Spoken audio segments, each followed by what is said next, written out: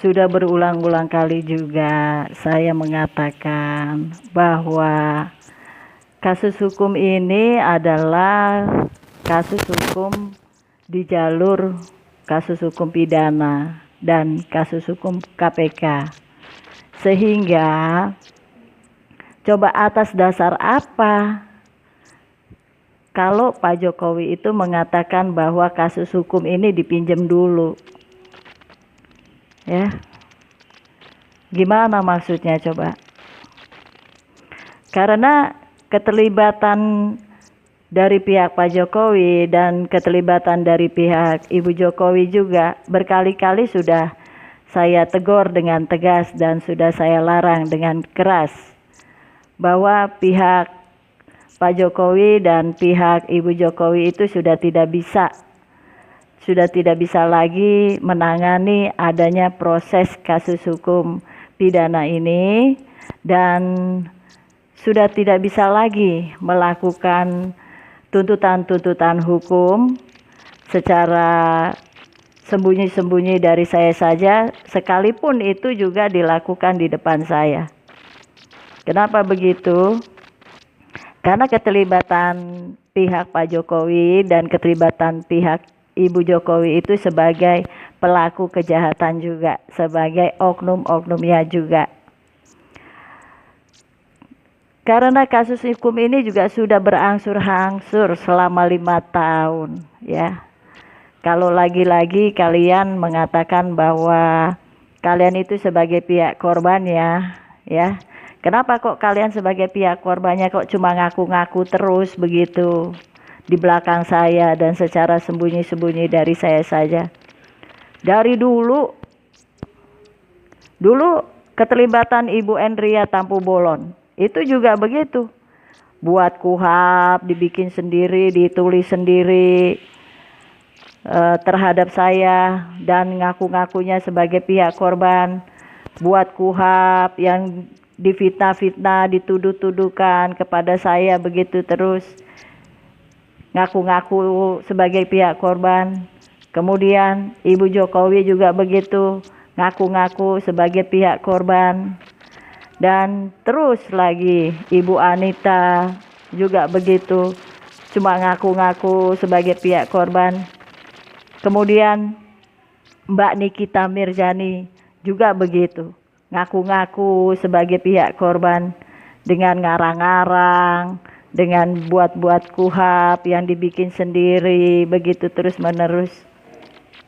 Kalau kalian itu sebagai pihak korbannya di dalam kasus hukum saya ini, ya, kenapa kok kalian takut?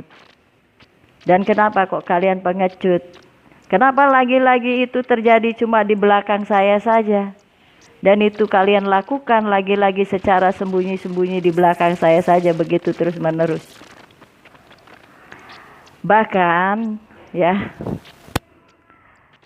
emang di dalam kasus hukum ini oknumnya itu cuma ada 1 orang. Hah? Gimana maksudnya coba? Dan emang di dalam kasus hukum ini sudah terbukti, kalian bisa membuktikannya bahwa korbannya juga ada banyak gitu. Kalau hukum ini kalian sanggup untuk membuktikannya, kalian mampu untuk membuktikannya, kenapa kok lagi-lagi dengan cara-cara di belakang saya dan secara sembunyi-sembunyi di belakang saya saja begitu terus-menerus yang terjadi dan yang kalian lakukan? Kalian itu ya jangan lagi-lagi upaya-upayanya untuk menghalang-halangi adanya proses kasus hukum ini, untuk menghambat, untuk berkamuflase, untuk manipulasi, rekayasa. Kenapa begitu? Karena hukum itu harus bukti, ya. Dan logika hukum juga harus waras, ya. Saya jangan difitnah-fitnah terus-menerus di belakang saya begitu. Kalian itu jangan kabur terus, ya. Dan jangan lagi-lagi upaya-upayanya untuk pelarian-pelarian yang sangat panjang. Ini udah 5 tahun. Pelarian-pelarian itu apapun, di mana-mana yang namanya oknum, ya, itu tetap harus bertanggung jawab. Apalagi oknum kejahatan, pelaku kriminal, di mata hukum itu tetap harus bertanggung jawab. Kenapa? Karena di mata Tuhan dosa aja dihukum Tuhan. Ya. Jadi kalian itu jangan pelarian-pelarian terus. Kalau di PO gimana? Coba. Ya. Kalian tetap harus bertanggung jawab. Jangankan oknumnya yang harus bertanggung jawab, korbannya juga, dan pihak yang menangani, terutama pihak yang menangani juga tetap harus bertanggung jawab. Begitu ya. Karena ini bagian dari adanya perbuatan-perbuatan kejahatan dan tindakan-tindakan yang melawan hukum. Coba, atas dasar apa? Dosa itu juga dihukum Tuhan. Apalagi di mata hukum. Kalau saya kan punya Tuhan. Gak tahu kalau kalian. Ya kan? Sehingga terjadinya semua tuduhan dan fitnahan-fitnahan yang lagi-lagi sampai mengerucut, meruncing, itu cuma buat cacingnya aja yang kepanasan. Dari adanya dan terjadinya persekongkolan di belakang saya dan secara sembunyi-sembunyi dari saya saja begitu. Ya, yang terus-menerus ini sudah 5 tahun. 5 tahun itu waktu yang sangat panjang buat bahas hukum, apalagi buat bahas hukum. Ya. Waktu yang sangat panjang dan tidak ada kesabaran-kesabaran lagi untuk yang namanya bahas hukum.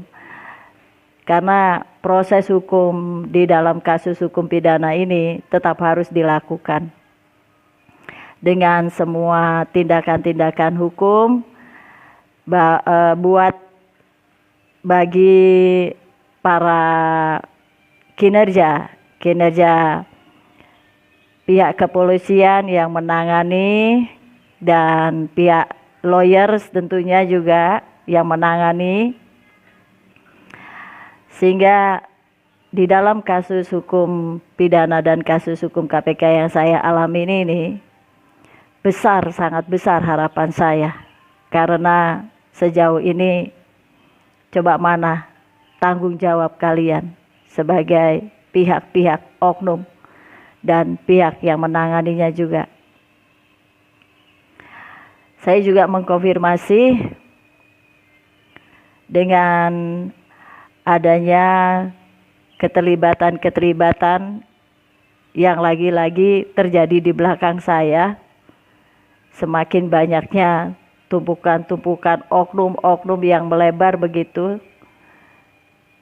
Tuduhan-tuduhan terhadap saya dan fitnahan-fitnahan saya yang terus terjadi. Ya. Kalian jangan serta-merta mengambil keputusan-keputusan yang sepihak-sepihak terus-menerus, karena saya juga udah bosan, udah capek. Ya. Apalagi keterlibatannya itu lagi-lagi dengan pasal berlapis dan pidana-pidana berat. Kalau urusannya cuma uang, ya kalian juga jangan lagi-lagi upaya-upayanya buat kabur, upaya-upayanya buat menghindari, buat menghalangi, buat menghambat terus-menerus. Begitu yang dilakukan, diulang-ulang, lagu lama, udah terjadi kok diulang-ulang. Terkait adanya kertas-kertas KUHP yang kalian buat sendiri, bikin sendiri di belakang saya begitu, itu kan kertas-kertas KUHP abal-abal. Buat apa sih? bahwa hukum pidana ini bukan untuk suatu tempat, bukan untuk suatu tempat atau wadah untuk dijadikan eksperimen, untuk dijadikan tempat bermain-main, ya. Jangan terus-terus bermain-bermain begitu di dalam kasus hukum pidana ini. Karena kenapa? Kalau berani berbuat ya jangan berani berbuatnya aja. Tetap harus berani bertanggung jawab juga. Itu udah resiko. Ya. Kalian berbuat yang udah terjadi dengan KUHP pasal 263. 263 serang KUHP, perang KUHP di belakang saya begitu. Emang kertas KUHP abal-abal begitu yang kalian lakukan begitu memang bisa buat proses kasus hukum pidana ini? Kalau nggak bisa, itu perbuatan apa? Dan perbuatan siapa? Coba.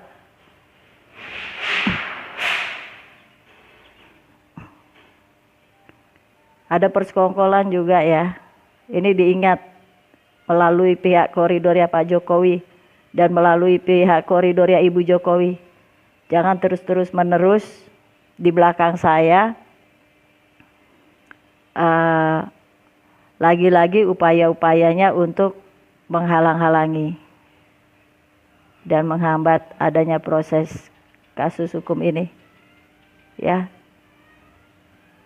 Semoga apa yang sudah saya sampaikan lagi-lagi harus secepatnya dan tidak ada kesabaran-kesabaran lagi untuk dilakukan secara proses hukum yang benar dan sebagaimana mestinya. Terima kasih buat semua pihak yang sudah melakukan pendekatan-pendekatan, dari pihak kepolisian yang juga sudah melakukan proses, walaupun itu dilakukan lagi-lagi di belakang saya begitu. Tapi sejauh ini ya semua konfirmasi dan semua penjelasannya juga, respon dan tanggapan-tanggapannya itu semua ya perlu secepatnya. Jangan lagi-lagi buat intimidasi. Intimidasi sudah terjadi. Intimidasi sudah terjadi. Provokasi sudah terjadi. Diskriminasi, buat rekayasa. Kalian itu jangan banyak dramatisir, jangan banyak skenario drama, jangan banyak nonton sinetron. Ya, karena ini kasus hukum. Sehingga adanya kamuflase, ya, adanya kamuflase itu bagian dari perbuatan juga. Jangankan kamuflase, perbuatan-perbuatan intimidasi, ngancam-mengancam, saling perang KUHP, saling lempar KUHP, itu juga bagian dari perbuatan. Kamuflase, rekayasa. Makanya jangan kebanyakan nonton sinetron, ya. Jangan kebanyakan nonton telenovela. Karena perbuatan-perbuatan di dalam kasus hukum pidana ini adalah bagian dari peristiwa, bagian dari fakta adanya. Makanya kalau bahas tentang peristiwa, tentang fakta adanya itu, jangan coba-coba lari dari kenyataan. Ya. Begitu, saya mengucapkan banyak terima kasih buat perhatiannya. Tolong lebih berfokus kepada kasus hukum ini dan kasus hukum KPK ini supaya secepatnya diproses dengan benar dan sebagaimana mestinya. Selamat siang semuanya, terima kasih dan shalom bagi semua kerabat dan keluarga saya. Assalamualaikum warahmatullahi wabarakatuh.